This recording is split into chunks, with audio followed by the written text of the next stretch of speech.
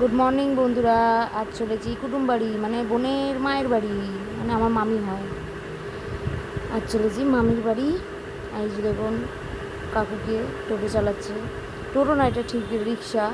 এখন এই ব্যাটারি রিক্সাগুলো উঠেছে, ভালো হয়েছে। কেন কি, রিক্সা যারা চালান খুব পরিশ্রমে, খুব কষ্টকর, দেখে খুব আমার খারাপ লাগে যে রিক্সা চালায়। এখন এই সিস্টেমগুলো খুব ভালো হয়েছে।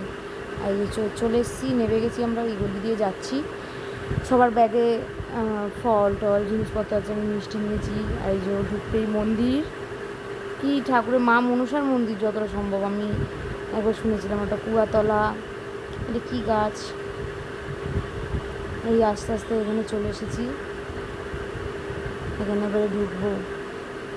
মামি যে ঘরে ভাড়া থাকে সেখানে আমরা এসেছি। আর এই হলো আমার মামি। মামিকে প্রণাম করতে গেলাম, মামি বললো না প্রণাম করবি না, মামিদের প্রণাম করতে নেই, বাগনা বাগনিদের মামিদের প্রণাম করতে নেই। আর এই দেখো, এখানে একটা সুন্দর ছোট্ট কুচু কুচু, এর নাম হচ্ছে জিমি। আমাকে ডাকছি জিমি আয় আয়, জিমি আয়।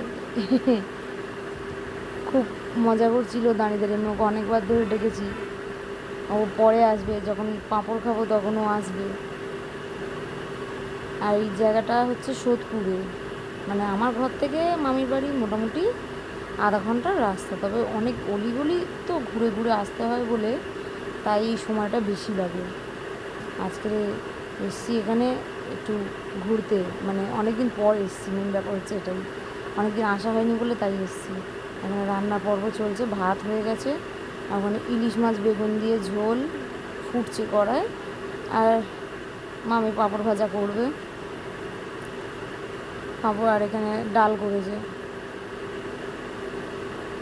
আর খাওয়ার সময় ভিডিও ক্লিপটা নেওয়া হয়নি। তবে নেওয়া হয়নি কারণ এটাই যে আমরা গরম এতটাই ছিল মামির ঘরে, আমার গরমে না কিছু ভালো লাগছিল না, ফোনটাও ধরতে ইচ্ছা করছিল না। এই দেখো পাঁপড় খাওয়ার সময় চলে এসছে। ও পাঁপড় খাচ্ছে, কি সুন্দর পাঁপড় খাচ্ছে, মানে ওই হলুদ হলুদ পাঁপড়গুলোকে হাফ খাচ্ছে আর হাফ ছেড়ে দিচ্ছে। আমাকে বলছে ওগুলো খুঁজে খুঁজে খা। আর এই দেখো, এখানে কোথা দিয়ে দুখানা গরু চলে এসছে, ঘরটা পায়চারি মেরে ওরা ওদের মতো ঘরটাকে ভালোভাবে ঘুরে টুরে নিয়ে আবার বেরিয়ে যাচ্ছে।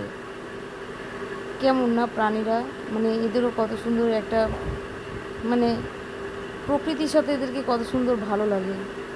গরু, ছাগল এইসব দেখতে কত ভালো লাগে। তারপরে এই বাড়ি চলে এসেছি পরের দিনকারে, যেহেতু অমাবতী ছাড়ছে, তাই ঘরে একটু পুজো দেবো বলে ঘর তোর আগের দিন রাত্রেবেলায় এই ড্রেসিং টেবিলটা একটুখানি গুছিয়ে নিচ্ছি। আর আমার ঘরের, মানে আমার খাটের সাথে লাগোয়া যে জানলা, ওই জানলাটাকেও একটু পরিষ্কার করে নিচ্ছি। এগুলো একটু পরিষ্কার না করে নিলে কালকে খুব প্রবলেম হবে, মানে একসাথে এত কাজে তো হয়ে উঠবে না।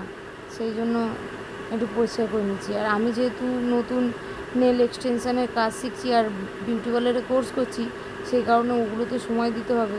ওগুলো আমার, মানে 3টে দিয়ে ক্লাস স্টার্ট, তা আমাকে যেতে হবে। সেই কারণেই আমি, মানে তা আজকের এগুলো এগিয়ে রাখছি যাতে কালকে দেরি না হয়। এটাকে ভালো করে গুছিয়ে টুছিয়ে নেবো, নেওয়ার পরে মানে সুন্দর করে গুছিয়ে গুছিয়ে নিয়ে তারপরে শুয়ে পড়বো, কালকের যাতে আমার অতটা প্রবলেম না হয়। আর অমাবতী কাটছে কারণ সেই জন্যই, মানে অমাবতী কাটার কারণেই এত পরিষ্কার টরিষ্কার করছি। নাহলে দুদিন আগেই আমি বেসিনটা পরিষ্কার, বেসিন বলছি সরি, ভুলভাল বলে ফেলছি, এই ড্রেসিং টেবিলটা পরিষ্কার করেছি।